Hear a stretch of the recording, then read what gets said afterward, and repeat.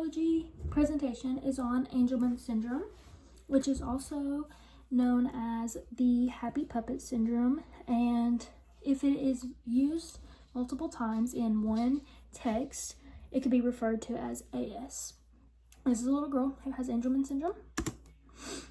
Symptoms and effects that occur when having this syndrome is short and broad skull, large tongue, large lower jaw, small head and wide mouth. An individual can also experience developmental delays, seizures, and problems with eating, and also they appear to be very happy. They are very easily excited. The chromosome and causes that are affected is the 15th chromosome, and the cause of Angelman syndrome is that the 15th chromosome undergoes deletion and is missing. Some parts are missing, which the 15th chromosome is also known as the UBE3A, and in some cases that are not very often is that it's just a mutation and the gene is inactivated. There is no treatment, but there is no cure, like a literal cure. So there's only treatments, and they can consist of anti-seizure medications, physical therapy, communicational therapy, and behavioral therapy, sleep training medications, and diet medications. These all can help the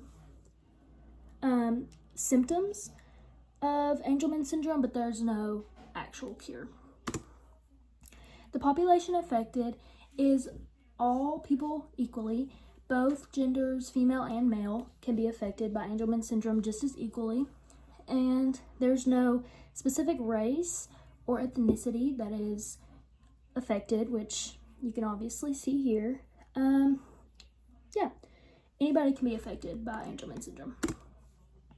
The research status is currently just trying to find a cure, and also they are really focusing on gene therapies to reactivate the mutated gene, and clinical trials are ongoing with promising results of potential improvements of motor disabilities.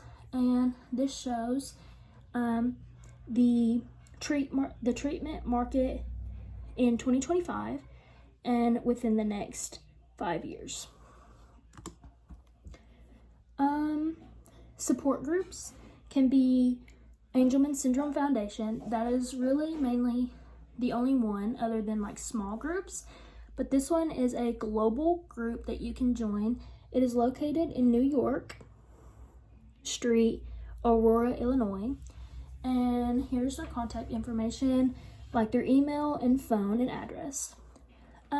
About it is a support group that helps raise awareness of individuals who have Angelman syndrome, and they are also an ongoing research of trying to find a cure using information, knowledge, and education. Prenatal tests. There's no current actual prenatal tests that you can have done to show that your baby will have Angelman syndrome, but there is new highly sensitive non-invasive prenatal tests that take advantage of single-cell sequencing technologies that are expected to show in clinics in the upcoming years.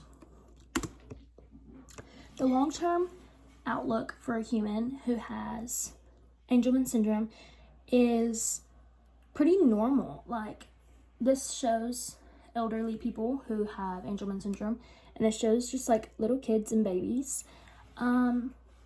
They live a normal life expectancy unless they have other conditions that cause them to not have a normal life, but they can still pretty much get around and live the normal life expectancy. This is my citations and references with the links to all of the websites that I used to form this presentation.